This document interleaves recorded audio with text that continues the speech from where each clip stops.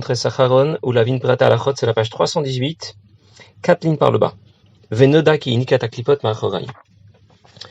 Je vais reprendre ce que nous avons vu jusqu'à aujourd'hui, essayer de faire un peu de seder. Nous savons que pour réaliser le birour des klipot, le birour des 288 étincelles de Gdusha qui sont tombées dans ce monde, au de Tohu, les introduire dans le Kelim de Tikkun, nous devons accomplir les mitzvot. Nous avons une autre façon de réaliser ce birour, accomplir les mitzvot. Au-delà de l'accomplissement des mitzvot assez, c'est l'étude des halachot. Lorsque l'on accomplit une mitzvah lota assez, c'est-à-dire qu'on respecte un issour, on obtient le même résultat. Parce que lorsque je me retiens d'accomplir un issour, c'est comme si j'avais fait une mitzvah. Lorsque j'étudie la halacha qui se rapporte à ce issour, eh bien j'obtiens encore une fois le même résultat. La question qui se pose dans notre keta, dans notre siman de Kuntre Sacharon, est que se passe-t-il lorsqu'il s'agit d'un issour qui n'est pas du tout shriach, qui n'est pas du tout envisageable? Concrètement, ça ne peut jamais arriver, cette situation. Alors on ne peut pas me dire que c'est comme si je l'avais fait, puisque ça n'arrivera jamais et ça n'est jamais arrivé. Alors nous avons fait la distinction, dans le cas de ces halachot purement théoriques, entre celles qui correspondent à un Issour B'Mezid et celles qui correspondent à un Issour B'Shogeg. Quand il s'agit d'un Issour B'Mezid, alors on m'a expliqué qu'en étudiant les halachot qui se rapportent à ce Issour volontaire, à cette interdiction volontaire, eh bien j'opère un birour des klipot à leur shoresh, à leur origine spirituelle. La question qui se posait, mais et quand il s'agit d'un Issour B'Shogeg, alors il n'y a pas de birour de shalosh klipot atmeot, peut-être à la rigueur de klipat noga, en tout cas pas de shalosh klipot atmeot. Et l'Admour Zaken nous a dit, au moins lorsque je vais étudier cette halakha qui correspond donc aux cas très particuliers d'une situation non seulement qui ne surviendra jamais, mais qui correspond en plus à quelque chose qui se ferait b'shogeg, qui se ferait par inadvertance, et bien malgré tout, je révèle une amshacha, j'obtiens une amshacha, une lumière extrêmement puissante. Ok? J'accepte. En quoi cette amshacha va réaliser un birour? Ça nous allons voir aujourd'hui. Venoda. Et nous savons bien. Ki enikata klipot ma'achoraim de yud sfirot diktusha. Les klipot vont essayer de détourner l'énergie dirigée vers la création, d'en obtenir davantage, opérer une fuite dans leur direction. À quel niveau les klipot essayent d'intervenir pour effectuer ce détournement de lumière, détournement de fond? Au niveau de achoraim des yud sfirot, le côté extérieur des 10 sfirot, pas bien sûr dans leur pnimiyut. Ou biprat mil vushim de yud sfirot de Bria Yetzira Asiya, et spécialement de les vushim. Je vais terminer la phrase et expliquer. Ou biprat de Yetzira Asiya, pas seulement de Bria Yetzira Asiya, mais spécialement de Yetzira et Asiya, moravi biklipot, où les klipot sont dominantes, plein de klipot. Kanoda sheinikata miprinat al vushim. Et nous savons bien que les klipot viennent s'accrocher au système pour essayer d'opérer le détournement de lumière dans leur direction à partir des vushim, des vêtements. Les sphirotes sont bien sûr liées à la Gdusha. Donc si elles sont liées à la Gdusha, comment les klipot peuvent-elles espérer détourner l'énergie que les sphirotes transmettent au système? Parce qu'elles vont s'accrocher à ce qu'on a appelé ici chitzoniyut, c'est-à-dire les kelim, et au lvushim, aux vêtements. Alors je vais juste reprendre l'exemple de la neshama. Il y a la neshama elle-même, il y a les vêtements de l'âme, puis il y a le corps, et puis il y a les vêtements du corps. Je vais le reprendre dans l'autre sens. Le corps, il y a les vêtements, puis à l'intérieur des vêtements, de nos vêtements, se trouve un corps. À l'intérieur du corps se trouvent les vushim de l'âme, les vêtements de l'âme, la pensée, la parole, l'action, qui interviennent, interagissent avec le corps. Et puis à l'intérieur des vêtements de l'âme, il y a la neshama elle-même, ses midot, ses qualités les plus profondes, ses sentiments, son intellect, sa volonté, plaisir, etc. On peut distinguer dans les sphirotes la même chose. Les sphirotes, c'est l'association de kelim et de orot. Il y a la lumière divine qui vient intégrer un keli, comme la neshama vient intégrer le corps. Mais le keli qui est appelé ici chitzoniyut, c'est un réceptacle, donc c'est l'aspect extérieur des sphirotes, là où les orot correspondent plutôt à l'aspect profond des sphirotes. Et au-delà, les sphirotes sont aussi enveloppées de l'vushim, de vêtements, un peu comme c'est le cas pour les vêtements de l'âme ou les vêtements du corps.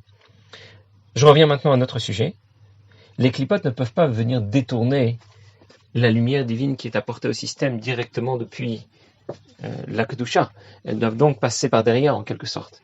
Elles viennent s'accrocher au niveau des Kelim, et spécialement au niveau des Kelim des Sphirot, au niveau des Levushim. C'est ça qu'il y a, juste entre parenthèses, il y a un Mama du Rabbi Rachab qui explique combien les vêtements ont énormément d'importance et combien la klipa, le mal qui est associé aux vêtements est extrêmement puissant. C'est là que les clipotes prennent toute leur force, c'est là qu'elles s'accrochent. Alors quelqu'un peut avoir un mauvais comportement dans la pensée, dans la parole, dans l'action. Et il pourrait penser que s'il fait un peu trop attention à ses vêtements, il veut toujours être habillé au top de la mode, et les vêtements comme ci, les vêtements comme ça. Et on pourrait imaginer qu'il a peut-être rien fait de mal. Après tout, il veut simplement être bien habillé, voilà. Et pourtant, c'est là que les clipotes viennent prendre énormément de puissance, détourner l'énergie qu'il aurait pu introduire dans l'étude de la Torah et la pratique des mitzvot. Et cette énergie-là, elle est détournée dans la mauvaise direction. C'est l'idée des vêtements, qui n'est pas du tout quelque chose d'anodin. On sait que la Torah consacre énormément de psukim. Relativement, on va dire, énormément de psukim, une trentaine, une quarantaine de psukim, juste pour nous parler des vêtements du Kohen Gadol. Qu'il soit habillé comme ci ou comme ça, nous on a envie de dire, écoute, franchement, qu'est-ce que ça change? L'essentiel, c'est qu'il fasse ce qu'il a à faire.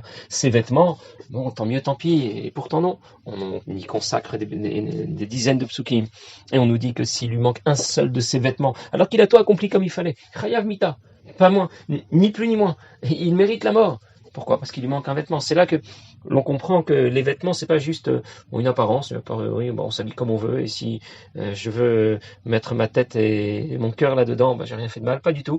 Les vêtements, c'est quelque chose de beaucoup plus profond que l'on croit, et pas juste quelque chose que l'on porte sur soi. Bien, je referme la parenthèse. Notre sujet ici, c'est l'idée selon laquelle les clipotes essayent de s'accrocher au système pour détourner la lumière qui doit alimenter la création, la détourner dans leur direction.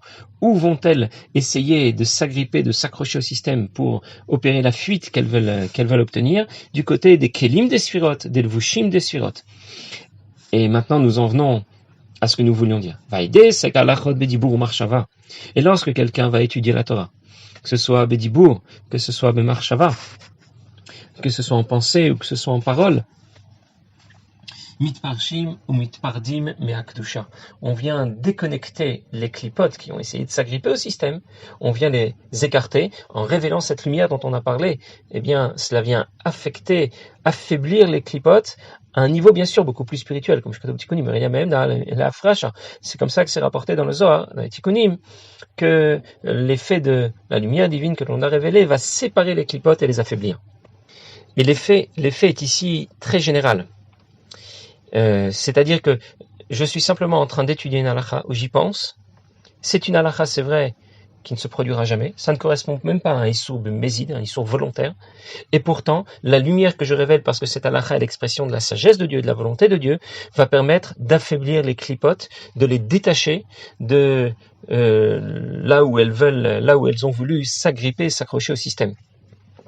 C'est dire que j'apprends une halakha, je pense à une halakha, et ça a un impact, pas seulement autour de soi. On a déjà un Yom-Yom qui nous parle de l'impact que ça a autour de soi. Mais ça a un impact même à un niveau spirituel extrêmement haut. J'affaiblis tout le système des clipotes. Il y a cet Yom-Yom qui parle, je ne l'ai pas revu récemment, mais ça va vous rappeler quelque chose, qui parle qui nous demande de dire des mots de Torah, de penser à des mots de Torah quand on est dans la rue, et du fait que ça va purifier l'air qui est autour de soi. C'est-à-dire qu'il y a une hashpa, il y a une influence de ce que l'on fait, de ce que l'on dit, de ce que l'on pense sur l'environnement autour de soi. Et ça peut être dans le sens inverse. Si ce n'est pas toi qui as une influence sur l'environnement qui est autour de toi, c'est l'environnement qui est autour de toi qui aura une influence sur toi. Alors là, c'est vrai, à notre niveau, on le voit par exemple avec Avraham Avinu. Avraham Avinu a fait un long voyage. Il arrive en Eretz Israël, puis c'est la famine, et puis il va donc aller en Égypte pour trouver de quoi se nourrir. Il arrive pas loin d'Égypte, et tout à coup, il se rend compte que sa femme est belle. Il est Atayadat qui maintenant je sais que tu es belle. Ça veut dire quoi? Maintenant il commence à se rendre compte que, bien sûr c'est sa femme, il la connaît, mais là tout à coup il commence à se rendre compte que peut-être quelqu'un va avoir l'idée, il arrive en Égypte, il va avoir de mauvaises idées, il va peut-être vouloir le tuer pour pouvoir prendre sa femme, c'est ce qui va se passer, ils vont l'amener à Paro. Mais pourquoi vraiment Avinu ne s'en est pas rendu compte plus tôt? Il le savait déjà depuis longtemps. Pourquoi maintenant? Parce que maintenant il arrive en Égypte. Et l'ambiance en Égypte est une ambiance d'inconduite, une ambiance de mauvais comportement au niveau des mœurs. Et du coup, l'ambiance qui règne dans cet endroit a un impact, même sur Abraham Avinu. Alors ça va dans ce sens-là, mais ça va aussi dans l'autre sens. Quand j'ai de bonnes pensées, quand j'ai de bonnes paroles, quand je fais de bonnes actions, ça a un impact sur le monde autour de moi. Nous le savions déjà, c'est l'idée du birou dont on a parlé. Mais là, l'Admour Zaken va plus loin, même lorsqu'il s'agit d'une halakha qui est purement théorique. Et même lorsque cette halakha ne concerne pas un issou méside, une interdiction volontaire, mais seulement une interdiction involontaire. Et pourtant, cela va avoir un impact sur les clipotes, ça va les affaiblir, au moins dans un roved rouhani, dans un étage spirituel. Haïnou Kanoda, comme nous savons bien, Mimash Amrou, Shelo Bechu Batorah Trila, Mourazaken explique ici ce que nos maîtres rapportent au sujet de la destruction du Beth Amikdash. Pourquoi le Beth Amikdash a été détruit? Al-Ma'av Haaretz dit le pasuk ala zavtem et torati, ala osvam torati, parce qu'ils ont abandonné ma Torah. Et on explique dans la Gemara, on va dire quoi, ils ont abandonné la Torah, mais ils étudiaient la Torah. Mais lo bechu batorah trila, ils n'ont pas d'abord fait les brachot au sujet de la Torah. Ça veut dire qu'ils ont appris la Torah comme on apprend une encyclopédie, ils n'ont pas pensé que la Torah c'était l'expression de la sagesse et de la volonté de Dieu. Mais on explique dans la Chassidoute l'explication plus profonde. Bracha, ça ne veut pas dire seulement penser à Kadosh Baruch Hu, bénir à Kadosh Baruch Hu, mais ça veut dire amshacha. Il y a du mot brecha, comme j'ai déjà dit plusieurs fois, une piscine. Brecha, c'est un endroit où toute l'eau converge dans le même trou. Eh bien, la bracha aussi est une amshacha. Ça veut dire quoi? Ils n'ont pas réalisé ce qu'on obtient habituellement par la Torah, c'est-à-dire obtenir l'amshacha nécessaire, ce gilouï, cette révélation de Or Sof qui permettait d'affaiblir les clipotes. Et si les clipotes sont en position de force et dominante, eh bien le Beth Amikdash peut être détruit. Comme ça aussi, on peut comprendre ce que disait l'Admour Zaken tout début dans le premier Pérec. C'est écrit Viter HaKadosh Baruch Hu al Gezel v'Arad Yatishru Damim v'lo Viter Alavon Biltul Torah. Dieu est prêt à tout mettre de côté. Il est prêt à tout pardonner, sauf la faute de quelqu'un qui a l'occasion d'étudier la Torah et qui ne le fait pas. On pourrait se dire, quand même, il y a des fautes largement plus graves que quelqu'un qui aurait quelques minutes de plus pour étudier et qui ne le fait pas. Pourquoi on est tellement sévère avec lui? Parce que l'impact de l'étude de la Torah est tellement puissant qu'il va permettre d'éliminer, d'affaiblir les clipotes dans leur globalité. Là où une faute particulière, bien sûr, c'est une faute, c'est très grave, on n'enlève rien à la gravité de cette faute, mais ça reste une faute particulière, qui a un impact, on va dire, ponctuel et précis. Par contre, quelqu'un qui n'étudie pas la Torah va manquer d'affaiblir les clipotes dans leur globalité. Et c'est dans ce cas que c'est beaucoup plus grave.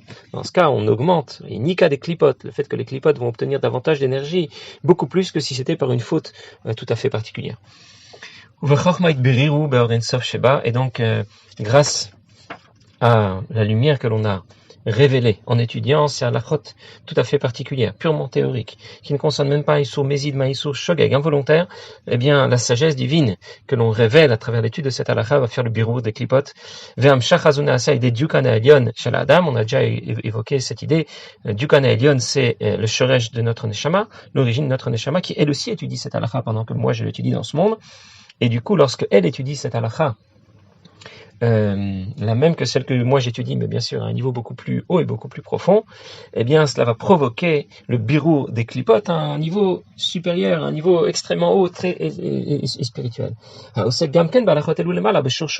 Gvad Zeranpin de Bria Yetzirah, qui elle aussi, le shoresh de Maneshama, va aussi étudier cette même halakha, mais à son shoresh cette fois, au shoresh de l'âme, et Benukva des Zeranpin de Bria Yetzirah, où se trouve ce Dukana Elyon, au niveau de Malchut, qu'on appelle ici Nukva des Zeranpin, l'aspect féminin de Zeranpin de Bria Yetzirah. En d'autres mots, j'apprends cette halakha, elle a l'air complètement déconnectée de la réalité, elle n'engage même pas un issou, et pourtant j'ai révélé, grâce à cette halakha, énormément de lumière qui va permettre d'affaiblir les clipotes. Comme nos maîtres disent, Hakol kol Yaakov ayadaim yedei Esav, quand on entend la voix de Yaakov dans le Beth Amidrash, alors il n'y a pas de yadaim yedei Esav, il part du kol poalav, et tout le mal perd de sa puissance, perd de sa force. Et donc on comprend pourquoi toutes les chaque juif, toutes les neshamot, nefesh, ruach, neshama, doit achever les 613 mitzvot. Ça peut être marshava, bedibour, bemaaseh, en pensée, en parole, en action, de façon à accomplir l'objectif qui nous a été fixé ici. Shen prata alachot. En étudiant ces alachot, puisque bedibour, bemarshava, au moins c'est possible. Utsrichot, lavo, begilgul, lashlim, Torah, bepardes, et devront revenir dans ce monde pour compléter l'intégralité de la Torah et de ses halachot dans tous les domaines de l'étude, que ce soit dans le domaine le plus simple jusqu'au domaine le plus profond qu'on appelle le pardes, pshat, remez, drush, sod. Kedé levarer kol habirurin anogim lahem mikol raparshi koma adam shlema, afin d'effectuer un birour total et complet des 288 étincelles de Kedusha, pas seulement dans ce monde matériel, mais aussi à un niveau spirituel. Tariak bechinot klalot upratiyot. Et donc les 613 mitzvot ont un impact dans ce domaine, et pour cela il faut réaliser ce birour à la fois dans les grandes lignes et dans tous les détails. C'est l'idée d'apprendre ces halachot dans tous les détails, pas seulement se contenter des grandes lignes, par exemple de la mitzvah du Rambam, mais apprendre l'halacha dans le détail du Mishneh Torah. Mais plus tard, lorsque ce birour sera réalisé et achevé, alors l'étude de la Torah aura une autre fonction. Asetov, seulement les halot, faire le bien, c'est-à-dire la halot à nefesh neshama mala mala d'ensof, élever nefesh neshama au plus haut jusqu'à ensof. C'est-à-dire que nous, pour l'instant, l'étude de la Torah, l'étude des halachot dont nous avons parlé, la pratique des mitzvot dont nous avons parlé, permet d'affaiblir les clipotes, mais lorsque plus tard les clipotes, le mal aura disparu, alors elle ne permettra que d'amener encore plus de lumière. L'objectif ne sera plus de faire le birour des clipotes et des 388 étincelles de Kedusha que l'on trouve des 288 lumières de Tohu. Y compris les 365 mitzvot négatives. La Mtikan, je vais terminer de lire et je vais expliquer. La Mtikan bechasadim beramach mitzvot asel kal yachad. Pour les adoucir dans les chasadim, la bonté des 248 mitzvot asel. Bon, qu'est-ce que ça veut dire? Nous avons expliqué que l'objectif mitzvot asel, c'est d'apporter davantage de lumière. L'étude de la halacha va dans le même sens, apporter davantage de lumière dans ce monde et faire le birour de ce monde. Une mitzvah lota asel, lorsque je respecte un issur de la Torah, bien empêche d'alimenter davantage les clipotes et le mal. Mais lorsque les clipotes et le mal auront disparu, alors du coup, à quoi vont servir les 365 mitzvot négatives? Et là, l'Admor Zaken nous explique que même si les mitzvot lota'aseh semblent nous demander, les mitzvot négatives semblent nous demander de nous retenir de faire quelque chose, pour retenir la fuite d'énergie en direction des clipotes, mais lorsque les clipotes n'existeront plus, alors il n'y a plus à retenir quoi que ce soit qui pourrait dériver en direction des clipotes. Pour ça, l'Admor Zaken explique qu'en réalité, à leur shoresh, à l'origine, les mitzvot lota'aseh en réalité révèlent elles aussi une lumière extrêmement puissante. Elles s'inscrivent non pas du côté des chassadim, côté de la bonté et de la hamshacha, comme les mitzvot aseh, mais du côté des gvurot, du côté de la rigueur et de la retenue. Mais en même temps, les gvurot, ça signifie la puissance. C'est ce qu'on a expliqué une autre fois au sujet du Shem Elohim. Les gvurot, en d'autres mots, lorsque j'accomplis une mitzvot aseh, je révèle une certaine lumière. Mais lorsque j'accomplis une mitzvah lota'aseh, je révèle une lumière encore plus puissante. Pourtant, j'ai rien fait. Je me suis seulement retenu de faire quelque chose. Justement, il y a un Mahamar dans l'Écoute Torah où l'Admor Zaken explique que la lumière que l'on révèle en respectant une mitzvah négative, une mitzvah lota'aseh, est tellement puissante qu'elle ne peut pas correspondre à un geste, à une action physique. C'est tellement haut et tellement puissant que ça va se manifester dans ce monde par le fait de ne rien faire. Justement, il n'y a pas un geste qui puisse correspondre à la lumière extrêmement puissante que l'on obtient par la pratique des mitzvot. Des mitzvot lota'aseh, c'est ce que l'Admor Zaken évoque ici en parlant des gvurot kodoshot. Des gvurot, ça veut dire de la rigueur, qui habituellement est compris en termes de retenue, mais ici, dans le sens puissance. C'est un peu comme ce qu'on explique quand on veut parler de la connaissance de Dieu. De la connaissance d'une manière générale. Il y a quelque chose que je peux connaître parce qu'on m'a expliqué ce que c'est, et puis il y a quelque chose que je peux connaître parce que justement ça me dépasse et on m'a expliqué que tu ne pouvais pas savoir. C'est ce qu'on appelle asagat ashlila. Je peux comprendre quelque chose quand on m'explique de quoi il s'agit, et puis si on me dit tu sais quoi, je vous donne un exemple. La différence qu'il y a par exemple entre le monde de Hatzilut et Keter, c'est pas encore la différence qu'il y a entre une goutte d'eau et l'océan.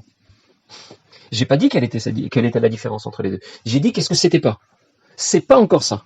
Alors je ne sais pas encore ce que c'est, mais en tout cas j'ai compris que c'était beaucoup plus, même s'il s'agit d'une asagat ashlila, on me l'a expliqué d'une façon négative, mais du coup j'ai compris que c'était énorme. C'est encore plus que la différence qu'il y a entre une goutte d'eau et l'océan. Je ne saurais même pas donner un autre exemple. Et c'est un peu dans le même sens que l'on peut expliquer la puissance des mitzvot lota'aseh. Les mitzvot aseh engagent un geste concret, une action. Les mitzvot lota'aseh me demandent de ne rien faire. de me retenir de faire quelque chose. Et pourtant, même si je ne fais rien, j'obtiens une lumière qui est encore plus haute que celle que j'obtiens par la pratique des mitzvot, assez des mitzvot positives. Et donc la Torah dit l'Admor HaZaken est éternel, birklala ou vifrata, à la fois dans les halachot les plus générales, comme dans les halachot les plus précises. Il y a 365 mitzvot négatives qui dérivent, c'est-à-dire beaucoup de détails qui dérivent des règles générales. Et elles ont toutes une origine spirituelle au niveau des 5 gvurot de Kedusha, c'est-à-dire des gvurot, il y en a dans le sens le plus haut, le plus profond du côté de la Kedusha, qui correspondent au sang par rapport aux membres qui sont les kelim des Zerampin. Je reprends. Nous avons comparé ici le schéma des Sphirot avec les chassadim d'un côté et les gvurot de l'autre, mitzvot aseh, mitzvot lo ta'aseh respectivement. Mais les Sphirot sont composés de Ramach et Varim. Il y a les 248 mitzvot positives qui s'inscrivent du côté droit, du côté des chassadim, et 365 mitzvot négatives qui s'inscrivent du côté gauche. Les Sphirot sont souvent associés à l'image d'un corps, dans Patach Eliyahu notamment, où on compare directement les Sphirot à un corps, les 3 premières Sphirot qui correspondent à la tête, les suivantes qui correspondent au corps, etc., jusqu'à Yesod Malchut. Et dans un corps, il y a les membres et il y a le sang.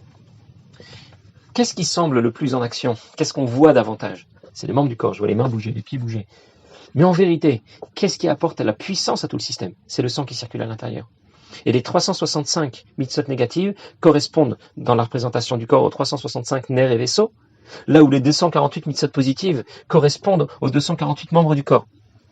Ce qui fait dire ici à l'Admor HaZaken que les mitzvot lo ta'aseh ont une puissance qui est comparable à la puissance que le sang apporte, l'énergie que le sang apporte à tout notre système, à notre corps, là où les mitzvot aseh, les mitzvot positives correspondent aux kelim, aux membres du corps, qui bien sûr sont aussi absolument nécessaires, mais on comprend que les membres du corps, s'il n'y a pas de sang suffisamment, en quantité suffisante pour alimenter tout le système, ça ne fonctionnera pas. C'est dire que même lorsque Mashiach viendra et que le mal aura disparu, que les clipotes auront disparu, nous aurons à respecter les mitzvot lo ta'aseh, pas dans l'idée où on aura besoin de se retenir, mais dans l'idée où le respect de ces mitzvot lo ta'aseh et l'étude des halachot en question, bien sûr, parce que le mal n'existera plus, donc on sera même plus tenté de faire le mal, mais au moins l'étude de ces halachot qui restera en vigueur, l'étude des halachot qui concerne les mitzvot lo ta'aseh, permettront de révéler une lumière encore plus haute que celle que l'on va révéler par l'étude des mitzvot aseh. C'est dire que l'étude de la Torah va de toute façon, à la fois pendant la période de l'exil et aussi après, lorsque Mashiach viendra, avoir une portée extraordinaire, une portée énorme.